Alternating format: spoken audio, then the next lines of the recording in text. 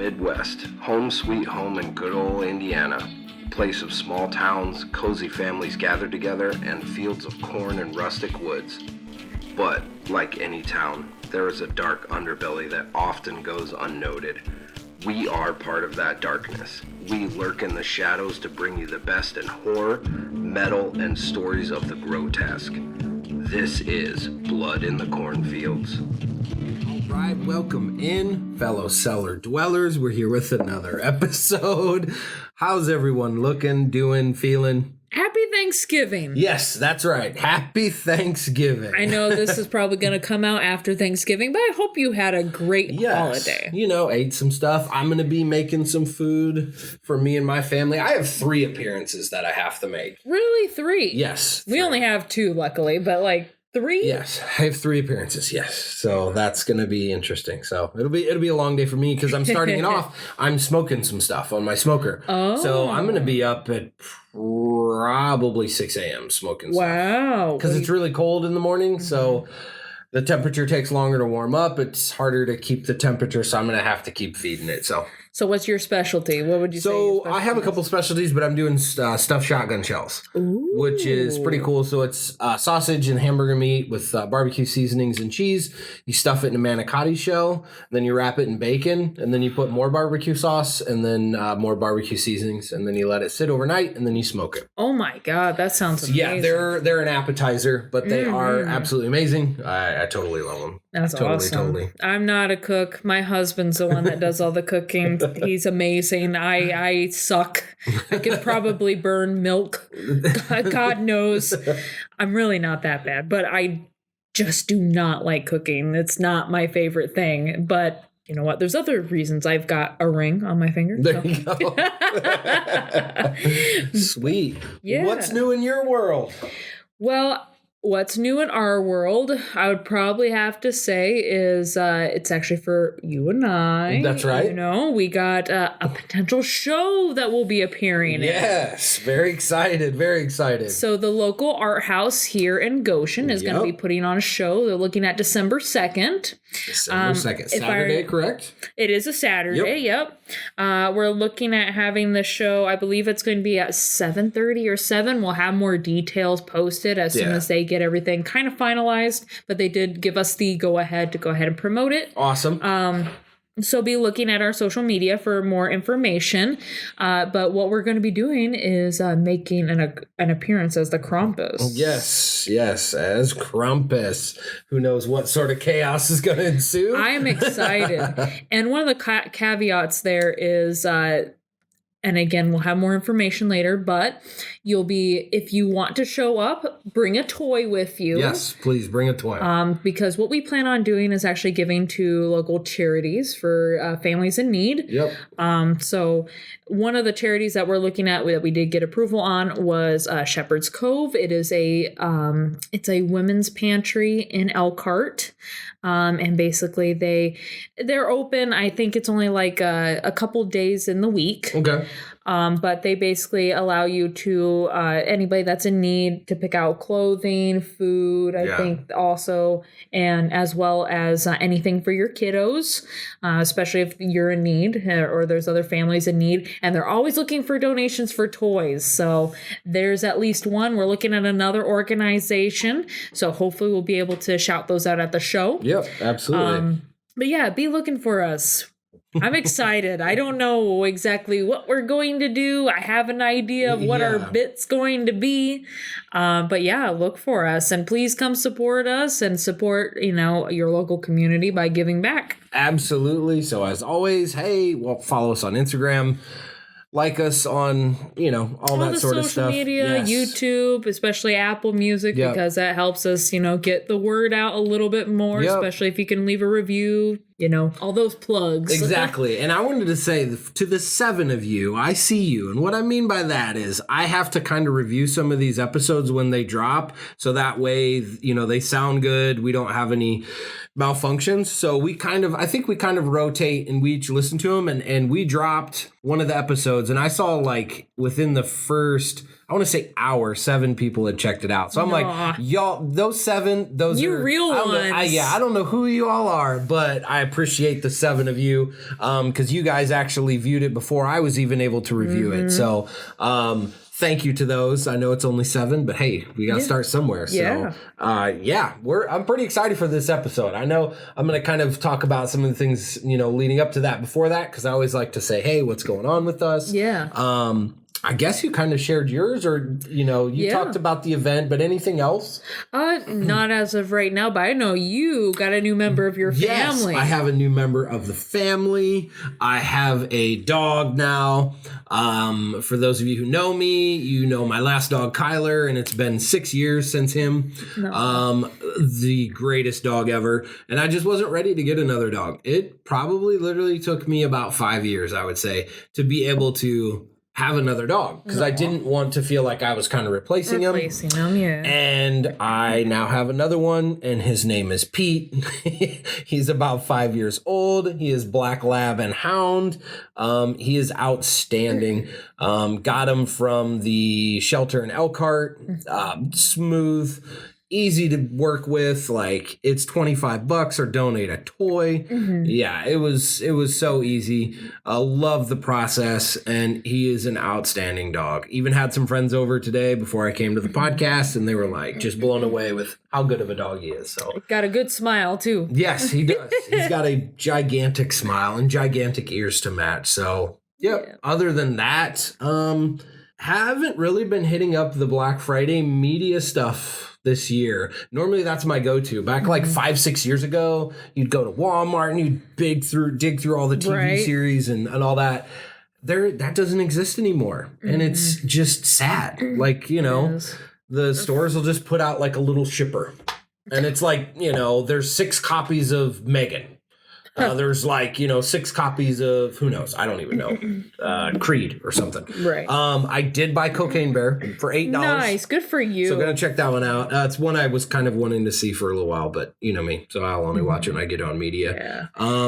Yeah. Ordered some sweet stuff that I was showing you pictures of. Cavity Colors coming through again for me. I love that brand. Oh my gosh, I love them so much. So I got a baseball tee with the red sleeves of Motel Hell, one of my all-time favorites, and I got a matching sweatpants because I do not own any, and if I'm going to be walking this dog, I've got to be out in the cold. And then I also bought some Reanimator sweatpants. Those Reanimator sweatpants, I might copy you because I love those. I think those are fun. Yeah, they had some really badass trick or treat ones. Oh, nice. They had Sam on the thigh of like you're right, and then trick or treat down the other pant leg, but they were like they had purple kind of swirled throughout it. Almost the purple looks like mist. Oh, interesting. As if you were to have fog or something like that. Yeah, and they were pretty sweet. That's cool. So yeah, and they've got probably still some Black Friday stuff. So by the time this airs, it might be over with, but still support them. They're badass. Speaking of Black Friday,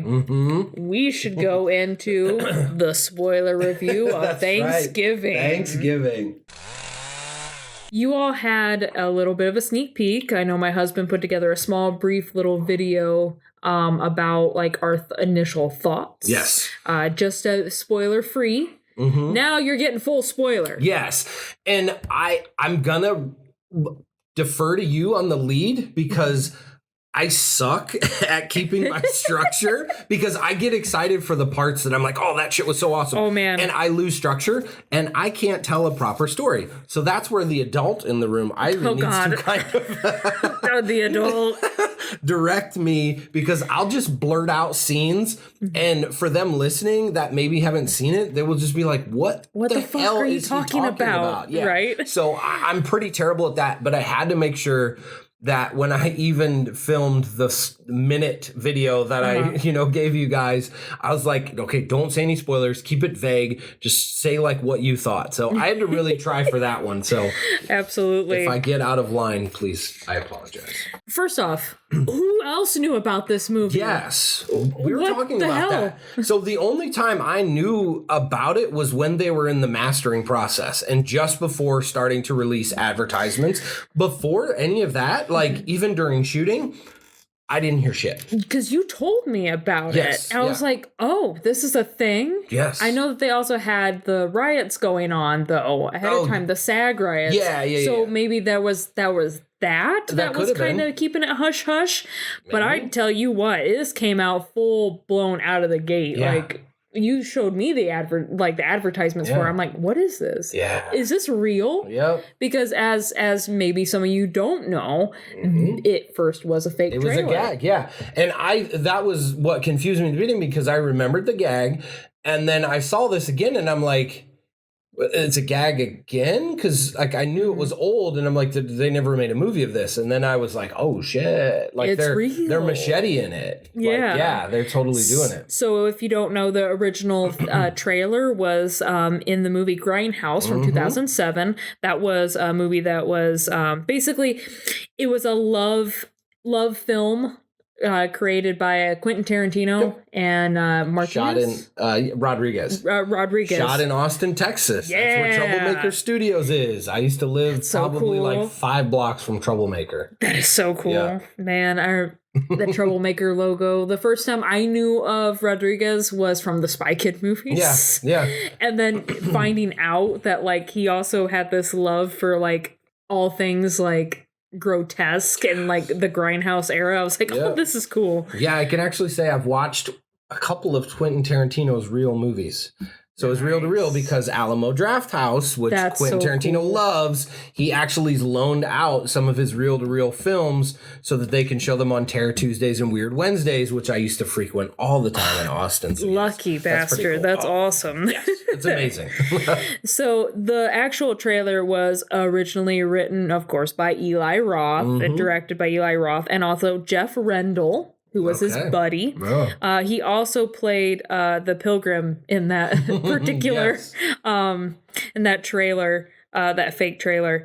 And when Eli Roth later did an interview about the current movie in 2023, he said that he wanted this film to kind of be more of like as if it were a reboot. So he said, pretend that the trailer that you saw was from like an 80s movie that was super offensive. Nobody wanted anything to do with it. All the prints were burnt. Nobody wanted to have anything to do with it. This is like a solid reboot of it. Sweet. So I'm like, that's cool. That's cool. I like that. Yeah. No, that's it's great that the movie even exists. Like that was my thing. That was my thing is I'm just like, I was so stoked that this thing actually exists. And that's why I had to see it in theaters on opening night when I don't do theaters. I'm normally the media guy. So I had to. So it was pretty now great. Rob Zombie needs to hurry it up and give us Werewolf Women of the SS. Yeah. I heard he wasn't doing any more movies. I heard he said no more. Man, I mean, I feel like he would probably come out of it eventually. Yeah. Sherry Moon's still looking pretty good. Yeah. He's going to put her in there. Still put her in whatever. Yeah. But, so as far as reviews, you happened to see that it was doing really well. Yes. So I was reading that it's 83% on Rotten Tomatoes. They just pulled in the first weekend numbers, which was, I think it was 12.3 million in sales. It's crazy. Which is cool because they spent 15 million in making the movie. Really? But with advertising and everything else, they probably won't turn a profit till after 30 million, which it will beat that. And this is just like the first couple days that it's been out. Yeah. The first, I think this was the first, what is today? Yeah, it was the first weekend numbers, which is pretty good. That's really amazing. If you consider like, there's going to be some weirdos that are going to go out on Thanksgiving Day to see said movie. Yeah, and it's actually, I think it's pretty darn close to the Marvels, which bombed at the box office. Good. Fucking good. I don't care. I know. But yes, I think maybe Marvels did 13 and this came right behind it, which, I mean, for a horror flick to be compared to anything from that, like, Avengers, right. Marvel. Suck it, Disney. Yeah. Yeah, so I thought that was pretty interesting. Nice. Oh yeah, and I heard that like on IMDb right now it has a 7.1 out of 10. Okay, that's solid. Solid. So let's get to the meat and the potatoes and the turkey of this. Let's have a feast. Sweet. So we're just gonna tell you the basic plot of the story. The story basically is a tragedy happens on a Black Friday. That That sets the whole plot in motion a year later. Yes. And there's a killing spree of murders in the little town of Plymouth, Massachusetts, yes. where the holiday originated. Yeah. So let's go into the first part of it, shall we? Which is one of my favorites. Yes. The Black Friday The Black Friday scene. Oh, I love God. that these accidents were just ridiculous. Uh-huh. And they were gory. And they were like, what? Uh-huh. So let's talk about that. So, like, just... Oh my God. So already they set up the characters, you know, they set up Jessica as being the main chick. Yeah. Maybe the final girl. Yep. And all her friends. And one thing I can commend Eli Roth is he's really good at making characters you do not give a fuck about. Yes. I do care about Jessica. Yeah. And a couple of the other characters later on. But God, these characters are terrible people. You want to see them get fucked. Yes, absolutely. But like... So the Black Friday thing happens, and it's over the top. Let's talk about some of the kills. They are just like, they throw you in. Like, here you go. This is what you're into. We got the first kill is the dude stabbed in the neck. Yes, with the entering the... Yeah, because like the whole mob glass comes up against the doors. Mm-hmm. And like, they're all like, you know, pounding on the glass, and all of a sudden you see the glass just crack. And then, of course, they all push themselves in. Mm-hmm. One guy gets slit in the throat. Another guy's trampled to death. Yes. And that was just, it was too funny. However, what I was very disappointed in is they kept going on and on about a waffle iron. You get your damn waffle iron. Waffle iron. They were ridiculous. So I was like, are they going to use that in a kill? I need to know. I know. I was thinking they might. And it never happened. No, never happened.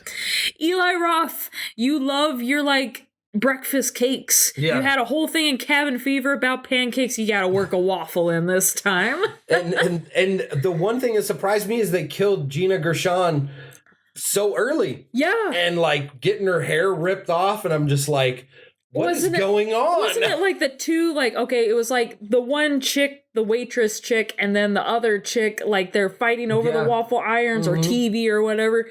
And then all of a sudden, like, they come together, like, on her neck and they twist it. Yeah. Is that what happened? Yeah, and then... It happened so quick. I know. And then I just remember the hair getting caught in the cart. Uh-huh. And it was just, like, getting peeled back and stuff. It, like, rips off a part of her scalp. It's like, Jesus Christ. Stop beating a dead horse. She's gone. She's dead. So, yeah, no, that was interesting because I thought, like, she was going to be in the movie a lot longer because, I mean, she's a big, well-known actress. Yeah, she is. She's been in, like, hundreds of movies. Mm-hmm. So, yeah, that was the thing that shocked me at first because I was like, oh, shit. You know, like, I thought she was going to be one of the main characters, possibly even in the killer. Like, you know, because they always like to throw those big-name actors, and you're like, are you a little bit too big for your part? Because you might be the killer. Yeah. Right? Or now everybody's doing the Hitchcock thing and the Scream thing where they axe off like their main, you know, star appeal. Yeah. But yeah, no, her death, I guess her name's Amanda. Yeah.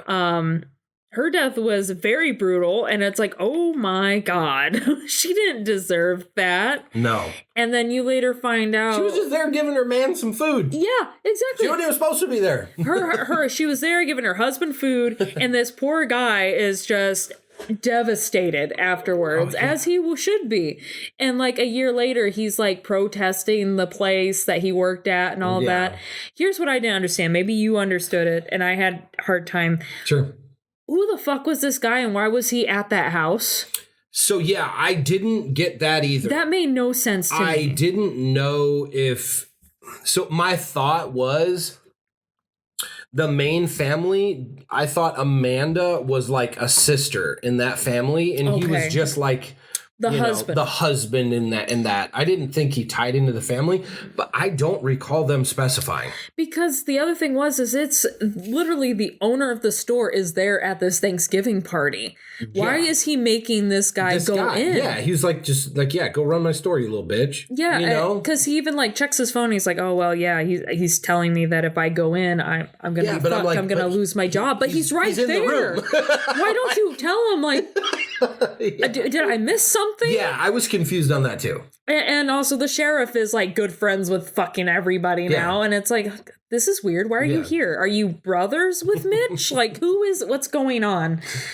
I guess maybe I missed that. I was genuinely confused. Yeah, absolutely. But yeah, a year passes. Mm-hmm. And, Mitch is obviously devastated. It goes to all the rioters. They're like, no, you need to do more about Black Friday shopping, which how is Black Friday shopping at Best Buy? So I've been at several different retailers. Is it that crazy? Things like that. So, back in the day, yes. So I used to work in Austin, Texas, and there was a Walmart that was open across the street, and someone literally did die. They got trampled to death in the entranceway. Very similar to like what happened there. They had one entrance point, and you had too many people funneling into the entrance point. Several people got hurt. But Black Friday is not like that now. If you guys that are shoppers, you guys know that Black Friday is out for like 2 weeks ahead of time. No kidding. And if you show up on Black Friday, you're an idiot because you could have bought those prices for whatever item you wanted like a week, 2 weeks before. So yeah, you're slow to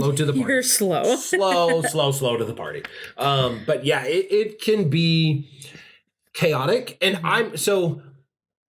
when I was younger, I very much understood crowd mentality. And I used to say a person is smart where people are dumb because you get a bunch of people in there, the mob mentality, they do things that they normally would not do if they were isolated and by themselves. And that is so true. And that mob behavior just takes over and people their IQ just lowers. They're just like, oh yeah, that guy over there. Oh yeah, get him. They're doing that. Yeah, go get him. Kick his ass. just like with that waffle iron bit. Because the dude that was stabbed in the neck, he's holding on to this waffle iron for fucking dear life and somebody steals it out of his hands. It's like, you better should worry about your neck and not the waffle iron. Yeah. No, that was a really well done scene. And honestly, it gave me, remember Dotary's Krampus? Vaguely. It was giving me those vibes because it was the same thing. It was a Black Friday opening scene and it was chaos, but that was more meant, this was also comedic, darker comedy, but like it felt like he took some inspiration from that movie. Yeah, probably. A little bit. Yeah. But then, we get the best first kill by the John Carver murder. Oh my God. Do you want to describe it or shall I? No, go ahead. Oh my God. So the waitress Lizzie, the one responsible for pretty much killing Amanda, gets axed off first. I liked her. I was like, she's spunky. Yeah, she is. Man, she was bound and determined for that fucking waffle. Yeah, she was just an asshole, but whatever. Oh my God. So she's closing up shop. And you can see the dude with the John Carver mask in the background, and he is waiting for her. And of course, everybody's wearing these stupid John Carver masks. They're like these like ridiculous cutout, silly things. I'm just like, now that's going to be the new Scream mask. People are going to be wearing that all the time. Right. And like, hey, even the sheriff says, everybody's going to be wearing these around. Yep. Foreshadowing much? But basically, oh my God, that first kill... there's like, of course, she gets her coat and all that other stuff, and he closes the door right behind her and dunks her head in the water. And like, you think, maybe he might drown her. Nope. Opens up the freezer door, sticks her fucking face on there. She can't get her face off, and like she's pulling on it, she yanks off her skin. It's the whole Christmas story to the extreme, right? And the tongue on the pole. Gory detail. And then I don't remember exactly what happened. He starts chasing after her and she's running, she's hauling ass. So she goes out to her car. That's it. And then he drives, and the part I didn't get is she jumps into the dumpster because she's trying to escape. And she gets lopped in half by the plastic lid that's on every dumpster that y'all know what I'm talking about. Right? That lops her in half somehow. It's great. I thought the same thing too. I'm like, what type of dumpster is this? This is insane. Is that the new guillotine dumpsters that I saw out there? It's Shit. Staples in the back of Lowe's. Yeah, I don't even know if Staples is a store anymore, but whatever. Right? It's like, God damn, that's awful. But it was a wonderful kill. Yes, it was. Yeah. And then, of course, this ridiculous ass part that just they do it for movies, but like as a mortician, you see it all the time. Cover up that body, blah, blah, blah, blah, blah. And literally like right on top of the star, it was almost like the Walmart star, but it's like Right Mart is the name of the place, is her fucking torso. Just her torso. Just placed right there. Placed right crotch first into the star. Yeah, because you find out later on where the other half is. Yep. Yeah. Yep. I was just like, oh my fucking God. But like, they're like, cover up the body. And it's like, no, they would have done that a while ago. But no, you got to show off what happened. God, that's a fucking like beefed up killer to put her. And that half of her because and then if you remember he went on the roof because there's like a blood slide trail down to where he set her down from the roof. So yeah. That's nuts. I love that. And of course, this particular killer uses social media. Yep, of course. And so all the kids find out that they're targeted. Why are they targeted? Because they all had something to do with the Black Friday. Something to do with Black Friday, yeah, because they all were there. And it also, one of the characters, and if y'all know me, I fucking don't remember names. I don't even try. But the dude that was screening... Or not screening, but like that was recording. Filming, yeah. Yeah, recording it all that stuff. And he posted it to social media. Yeah. So you got to see the crowd coming in and people getting, fucked up left and right. And this guy posted it on social media. And it got a shit ton of views. And of course, he's like riding the wave of like I'm 5 seconds of fame. Social media star. Right, exactly. I'm an influencer. So he's riding that wave. And of course, there's a beautiful table that's set and it says, oh, each person's going to die here. Yep. So, like, I'm going to probably go out of order here. That's fine. But, like, I love... I have a favorite one, too. So. I love the Chris Farley dude. Oh, so he was kill number 2. Yeah, he was kill number 2. He was the other security guard who just ran away. He didn't try. Which I'm like, I'm good on you, dude. Like, what are you going to do? Yeah. Like, what are you really going to do? I would have probably dipped too, so whatever. So obviously, they're targeting everybody that was like involved in this Black Friday thing. I just love that when they murder him, they lop off his head, like with like the string, like the piano wire string. Yeah. And then he does a little like a whoop. A little spin and he does it.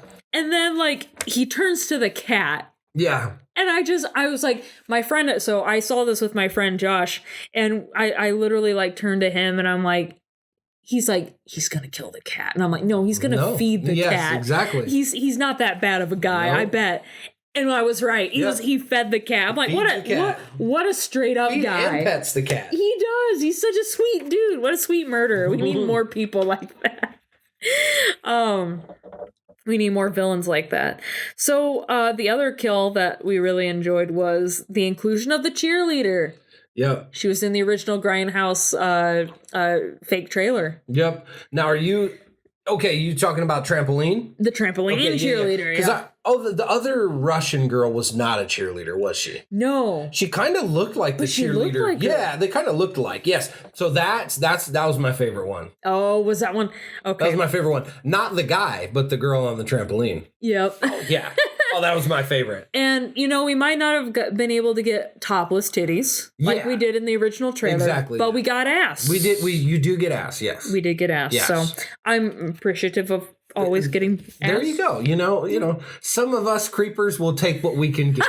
Right? The other thing is, too, I also love the moment where you were talking about the Russian chick, the young girl, Eula, I think her name, or Julia, or something like that, where she dies. Yes. So you talk about her death. So she had a cool one too, and I'm going to come back to Trampoline because Trampoline was my favorite. But she gets the corn cobs. We're in the Midwest, so we know exactly what they are. Maybe some of you in other states might not know, but there's 2 little corn cob holders, and they have two prongs that are 2 different sizes on them, and you stick them in the edge of the corn, and then you butter it, put salt on it, and eat it. So he decides that he's going to go and jam those in her eardrums. And somehow it incapacitates her that she can't run. because it's her ears that get fucked up, but yet her whole body doesn't work. No, that makes sense though. From a biological standpoint, that actually makes sense. Okay, well, yeah, because they're equilibrium. Yep, exactly. Okay. Because it fucks the bones. That's right. Of your ear. It fucks with them on the head. Yeah. Okay, all right. So hey, maybe hey. Yeah, that's why you're here. So yeah, no, but that was intriguing, and I love like the pretending, like, or not pretending, but like the mixing of sound that went along with it, like when she's stumbling around, and it really did make you feel disoriented, like in that moment. The part that sold it for me though, and I fucking hate like fingers getting hurt. Ugh, finger trauma is my The eyes is me. Eyes for you? Yeah. Fuck, I can't. I thought they were gonna do eye trauma with her. Like they were gonna pull a full Lucio Fulci zombie thing because they kept alluding to her putting shit into her eyes. I know. So I thought for sure something with her eyes was gonna happen. It didn't. No, instead ended up being fucking finger trauma where she's on the table saw. Oh, yeah. And then all of a sudden it cuts her open. Her boyfriend's like, what do I do? So that actually I thought was the best part. Yeah. Because it's like that's a very natural. Real, genuine reaction to watching someone die in front of you. Somebody you love. Yeah, yeah. And you're just like, what do I do? Yeah. And the way he said it, it was so, I don't know, for me it was kind of haunting. It actually stuck with me afterwards. I was like, oh man, dude, to me that was the most real part of the movie. Exactly. Like, by far the most real part of the movie. Yeah, because she goes and he ends up kind of like abducting her, kind of, and holding her hostage and shit. And then he, turns her on the saw and oh yeah. Her guts she gets sliced basically down the middle. And just the fact that he just kept, what do I do? What do I do? Yeah. And it's just like, oh my God, I'm so sorry, dude.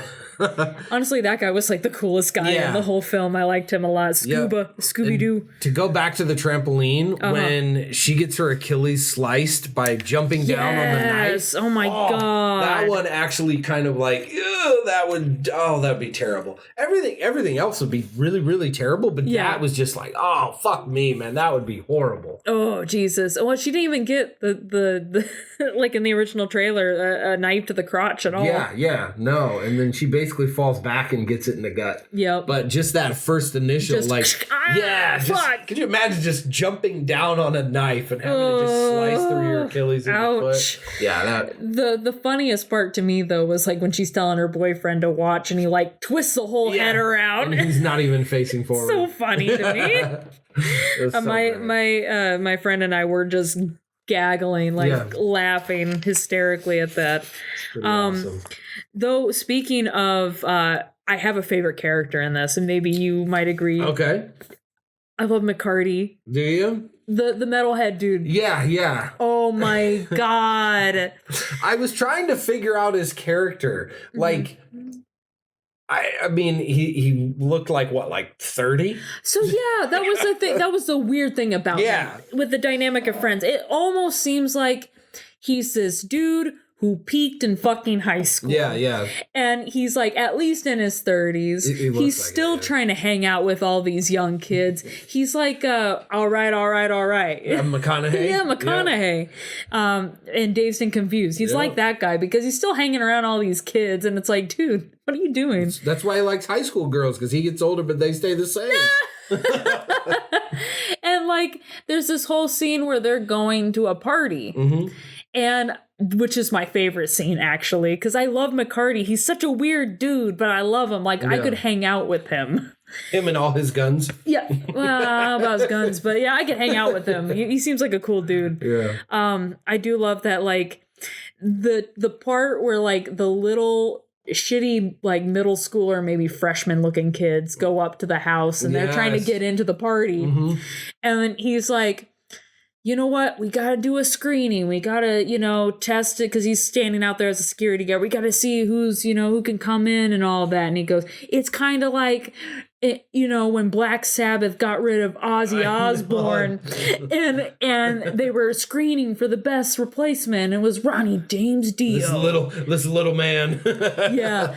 And then all of a sudden, the one little kid goes, who's Black Sabbath? And he turns to him and goes, get the fuck off my porch. And I'm like, oh my God, yes, this man, he understands. Yeah. And my friend and I are just being goobers, and we're like, holding up the metal horns and going, yes, yes, at this, hearing Ronnie James Dio's name. Yeah. But God, I love that guy. I just think he's so funny. He's interesting. I was also like looking at the posters in his room because I'm that nerd. I was looking at them, but I don't remember what they were. Crawl. He had a Crawl poster in his room. Movie? Huh? The crocodile movie, Crawl? No, KRUL. Oh. Crawl with like the weird star. Yeah, okay. Sorry, I was thinking the Croc movie. Oh, no. I see but it's the voice. I'm sorry. But yeah, he had the Crawl poster in his room. He had a Death Wish 3 poster in his room. Okay. He also had this fake McCarty poster that made him look like he was a Terminator action hero. I didn't notice. I was like, "What the fuck is this?" I want a portrait. Like it literally just said McCarty, and I'm like, "Who did this for you?" I need to know the story behind this. That's awesome. He also had another poster in his room that I recognize the movie, but I can't for the life of you tell you what the movie title is. Huh.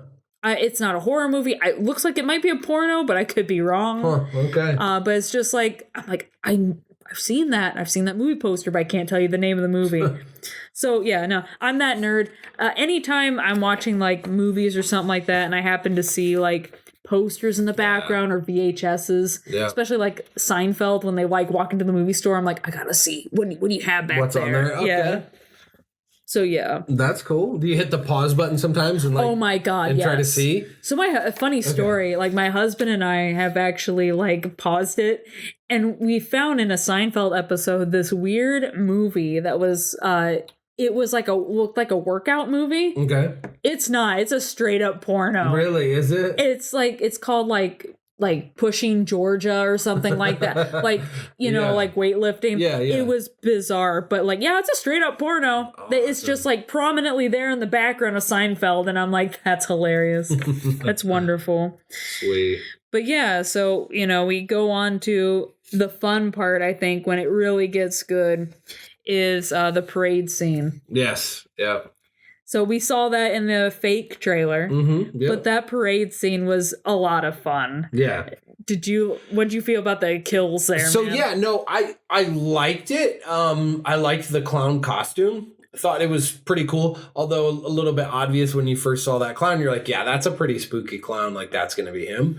But yeah, just using it as a diversion and like shooting them with a dart and getting them all in the car and stuff. Yeah, that was pretty cool. I liked it. And of course, the quick lopping off of the head is always good. So yeah, that one was interesting. Yeah, I also like the wood panel being shoved through the head of the one dude. Yeah, it goes straight through. Like the front of the boat. Yep. Or the float boat, the boat float, whatever you want to call it. Yeah, that was into cool. the driver's and head. She's like, is she saying grandpa? Is this like blood just pouring out and stuff? That was actually funny because there was like a scene very close after that where like the little girls are like in the side part of like where they're beside him and like the blood is still like pumping out at them. They're going, ew!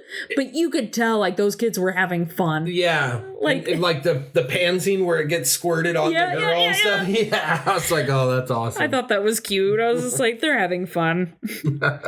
Pumping Irene was the name of that porno. Pumping Irene. My husband literally just texted me. Pumping Irene. Pumping Irene. Yeah. But yeah, that parade scene was great. And yeah, when they roasting Kathleen. Yeah, that was my favorite kill of them all. Because I don't do confined spaces. And I could not imagine being baked to death. Like, no. I agree. Yeah, just nope on all aspects. And I love how the actress made it so realistic. Like she put her feet out and they touched the edge and she pulled them back. And it was just like, that's right. You know, like, yeah, you're burning all over, but like on the bottoms of your feet would be sensitive. And like, I was just like, oh shit, like that. Oh, and then he opens it to talk to her to like taunt her. Yeah, to taunt her. Oh, he puts the thing. Yeah, in the her, temperature. The temperature. Oh yeah, that one was crazy, and then especially at the dinner, what happened with her? Oh yeah, so I'll actually get to that, but I love a little bit about the roasting Eileen's or Kath. Ooh, I'm thinking about pumping Irene. You got pumping Irene on the mind. I do. About the roasting Kathleen scene is yes, this is like she is the wife of the guy that owns Right Mark. Yep. And is like the stepmom of Amanda. Exactly. Or Amanda? No, Amanda's the dead chick of Jessica, the stepmom of Jessica. Yes. But what I love about it, she's very resourceful bore she dies. Mm-hmm. Like I thought she was going to survive that. Yeah, I thought too when she got out of the first one. And like she's resourceful. She's using everything around in her environment. Yeah. She even finds the one cheerleader still alive. Yeah. And she's like, no, I'll try to get you out. Yeah. I'm just like dead cheerleader. Here, just push the fridge open. It's not very hard. You can push it open with your head. Right. It's like that's not very hard.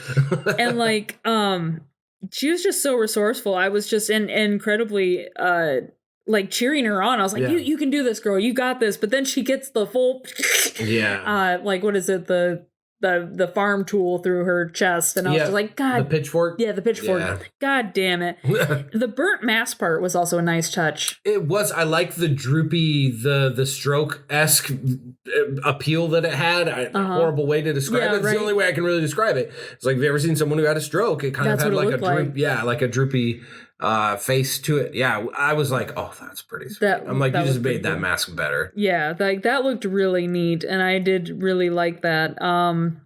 Also, how do you think Tarantino felt about the buttering up her feet? Oh yes. I couldn't help but make the comparison. I was like, Tarantino approves this, didn't he, Eli Roth? I love the little things on her toes. Yeah. I don't know what you call them. You put on the edge of the turkey. Little white flower looking things. You put them on each individual toe. Oh, that was so great. I was like, oh my God, this is genius. That was so great. But yeah, and then of course this leads to the dinner scene. Yep. The best dinner scene. Never will be as good as the Texas Chainsaw Massacre. But you know what? This is where it originated from. We see. Because there's 1 in 1, and there's an even better dinner scene in 2. So that dinner scene is just chef's kiss. Mm-hmm. It's like a live stream video. You see what happens to everybody. So like you have the top half of Lizzie that's there at the table. I'm surprised she's not rotting by now. Like that was the thing that kind of bothered me. It was like she should be and just not, everything kind of coming out. Yeah, it should be like Pearl. Yeah. Like that dinner scene in Pearl. Yeah. It should be like that. Yeah. But it didn't happen. Yeah. And then they also had the dude's head. Mm-hmm. Manny's head. Yep. And then of course they had the dead cheerleader, which they do cheers with her blood. And I was like, that's smart because like the wine bottle was beside her. Yeah. In the fridge when they found her. I was like, foreshadowing. That's funny. Yep. And then Evan's death was awesome. Where just boom, pound with a mallet. Yeah, I was just like, whoa. And then he did it on film. Yep. So of course, the irony in that because he's the one that filmed everything from the beginning. But yeah, that one was and then when they unveil Kathleen. Yeah. And he talks for the first time. He does. Yes. He has like that voice changer. But yeah, he talks for the first time. Mm-hmm. Yeah. That was too funny because like of course when they unveil Kathleen he vomits. Yes, yeah. And I thought that was a very realistic one and it was just also kind of funny. Yeah. And the fact that like I'm sorry, I'm going to make a terrible joke. But like they cut into her thigh and that's like the first part. And he was going to feed it to her husband. Yeah. And I was just like, well, that's probably not the first time he's eaten her out. Yeah. Probably didn't throw up beforehand the other times, though. Right. Well, maybe. I don't know. I don't know how she was. I don't know. Hygiene, folks. Hygiene. Yeah. It's important. For everyone. Exactly. Not just singling out anyone. For everyone. So the fact that they, McCarty saves the day with the ring that he gives Jessica because like he goes, hey, this helped keep my grandfather alive. This was before the parade started. And yeah, nope, it helped keep Jessica alive. So she was able to get out. And then, of course, she got her friend Free the guy next to her, Scuba out. And they go ham on him and he runs away. The police find exactly where he's at because he's right underneath the John Carver, like, house. Yeah. He's right there. Like, no shit. Where else do you think he would be? Dude looks like John Carver. I get that. Oh no, we lost his signal. Where the fuck else is he gonna be? Exactly. So like, but yeah, I guess if you're not really thinking into it too much during the time of like this investigation's happening, it's still like, yeah. And then we have the reveal of the killer, which my friend could see from a mile away. I saw from a mile away. Okay, so you know what? I like to suspend disbelief and like, okay, maybe it's not that easy, you know? Yeah. Because they threw out like 4 different red herrings in Yes, there. they did. They had Mitch, the husband, Amanda's husband, which I thought potentially could have been the killer. Yeah. That They definitely set that up for that. And then they had Bobby, Jessica's ex-boyfriend. He's barely in this. He just has like an injured hand. He does not much of anything. Yeah. He's just there to be a suspicious red herring. Mm-hmm. And then you have Ryan, Jessica's new boyfriend. Yes, yeah. And I thought, well, what the fuck does he have to kill all these people? Yeah. Besides the fact that they think he's the killer. Of course.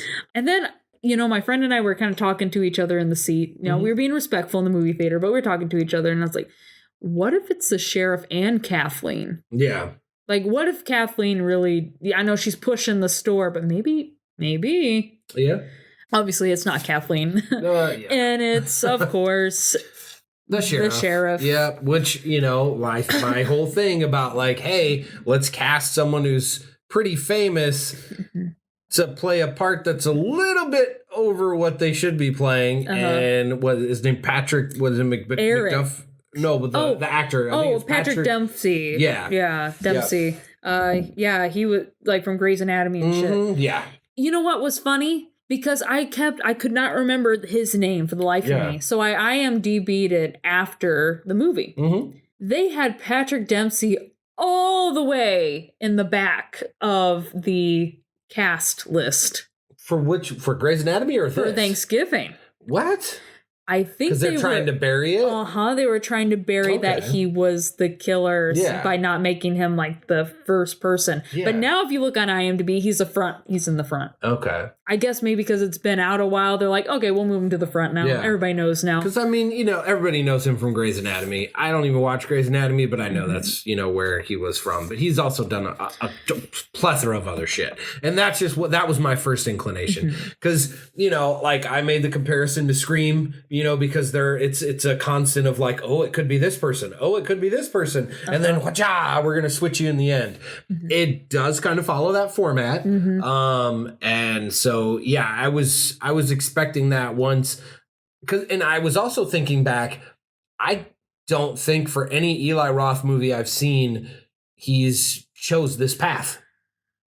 That's true. Because, you know, you look at like his big ones, Cabin Fever, you look at, you know, Hostel, any of those. I'm blanking on other shit he's done. Green Inferno? Yes, Green Inferno. Not like that at all. He doesn't follow that, you know, formula, so to speak. Yeah. So I thought that was pretty interesting that he kind of chose to do that. Yeah, no, I agree. And the reason behind the kill or behind him becoming a murderer is just like what? Convoluted as yeah, I was like, okay, all right. You want to say it? Because honestly, I had to leave when that happened because I was, as a mortician, I'm on call. Okay, yeah. I was on call and I got a person that passed away. Yeah. So I had to immediately take that step out and take that call. So I had to ask my friend, what the fuck happened? Yeah. What did I miss? I mean, I know who it is, but I don't know why. Yeah, so they spice it up as Gina Gershon's character that died in the, you know, first real actual main killing scene, they were seeing each other and they hadn't told anybody or acted out about it. And then it was a revenge killing for her dying and all that chaos, and then all the kids basically just glorifying it and basically like desecrating her name, so to speak. You know, wasn't she also pregnant? She was pregnant too, yes. And so that like, was the other thing is he's like, you know, you took away my family, so now you're not going to see your family type shit. Yeah, so that's crazy. So that I didn't get though. Like they look very old. Patrick Dempsey, I'm sure he's not that old. He's getting up there. And Gina's a little older. She's getting up there. So I was thinking, you're pregnant? She's already been through the pause. Come on, you know that. You're pregnant? So I was like, you know what? I'm sure it happens. You know, at an older age. But she looked like she was at least in her 50s or so. She's 61. No, you're not pregnant. Not happening. You're not pregnant. That old dusty thing ain't producing no kids. So it's like, so that's why I was just like, huh? Yeah. When my friend told me that when I came back in, I'm like, fuck. I didn't get to see the explosion. I saw parts of it. And you didn't get to see the Misfits song at the end? I did. Okay, you did? Yeah. Because I was like, oh. That was good. I used to be a big Misfits fan back in the day. No, that was awesome. But yeah, and then of course the explosion at the end. Yeah. The part that I walked in is there's no way there's any survivors and blah blah blah blah blah blah blah. And it's like, are we sure? Of course. Is Eric dead? Yeah. So yeah, they do leave it open, like so many movies we all love and hate. Yeah, they do leave it open, which I think is kind of the best way to do it sometimes. So yeah, it's all no, good movie. I gave it a solid 8. I'm gonna stick with that. Yeah, I definitely give it an 8. I would love to watch it again. I think it was fun. Yeah, it was genuinely fun. Yeah, that's one that. When it comes out on media, I'll get the Steelbook, I'll get the director's cut, all that sort of stuff. So yeah, I'll totally buy into that because it was good. Yeah, and I like a lot of his other shit too. Like I'm a genuine fan. Like pretty much all the movies he's done or been in. There's some that he's produced that I'm like, whatever. But it's like when you're a producer, how much really are you influenced in it? But yeah, everything that he's directed and that I can remember that he's been in, whether it's Inglourious Bastards, stuff like that, because he was an actor in that movie. Yeah, most of his shit that he's done, I'm like a genuine fan. Yeah. And so for me to see this come out, and I love the Hostel movies. To me, those are his best movies. Like when those came out, I was like, shit, that's so original. That's so terrifying. And oh my God, so believable. So believable that rich dudes in other countries pay to have people abducted so that they can just do whatever the hell they want to them. Yeah, call me a nut, but I think that shit happens. Would not be shocked at all. But yeah, Hostel, my favorite movies of his, definitely. So I have a love-hate relationship with Eli Roth. Okay. And you guys have already seen this in the small video that we released, just prior to Thanksgiving, or on Thanksgiving, whenever we released it. I was going into this movie thinking I was going to hate it. Okay. Because I just think, so like I said, I have a love-hate relationship. I do like Cabin Fever. Oh, yes. Pancakes. Pancakes. I have a button where it's the kid's face and he says, pancakes! I do like Cabin Fever. I do like Green Inferno. Green Inferno was pretty cool, too. I didn't care for Hostel. No? Okay. Awesome. No, I thought all the characters were shit. Like I said, he's good at directing shit characters. Yeah. And I understand why. But it's like I didn't care about them.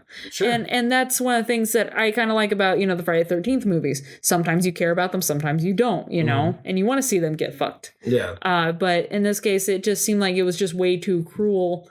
And it's like, good, that happened. Was I supposed to feel something,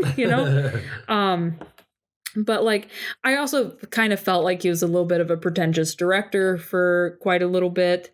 And like they said, that's just my thoughts. But this movie showed me that he can have fun. Yeah, absolutely. That he was absolutely having fun. He wasn't trying to have this big narrative or overarching like message that he's trying to like get in your face. Yeah.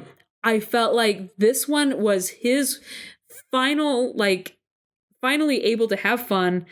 He didn't feel like he had to push anything, and that he could be tongue-in-cheek. So I like that about that. So yeah, and I'm glad that you mentioned that, because saying that he can be funny and, not serious and stuff like that. So his next movie coming out, I believe in August of 2024, I think 2024 for sure, is Borderlands, called Borderlands, based off the video game. So you say he's too serious or can't be funny. Some of the people in this movie, Bobby Lee, the comedian, has Gina Gershon. Oh gosh. Jamie Lee Curtis, Kate Blanchett. Oh wow. Kevin Hart. Oh my God. And Jack Black. Oh my God. And it's supposed to be like sci-fi, like horror comedy. Okay, I'm in. Yeah. I love that he's doing more comedies. This is good. Like, it seems like now you found your footing, Eli Roth. Good job. Good job. And the Borderlands game, if I'm not mistaken, is like the people are like almost comic book characters. Like, I think it's kind of like a wasteland type atmosphere, if I remember correctly. But yeah, I think they're like almost like Fortnite characters, but not as kid friendly, like they're characters like that. Gotcha.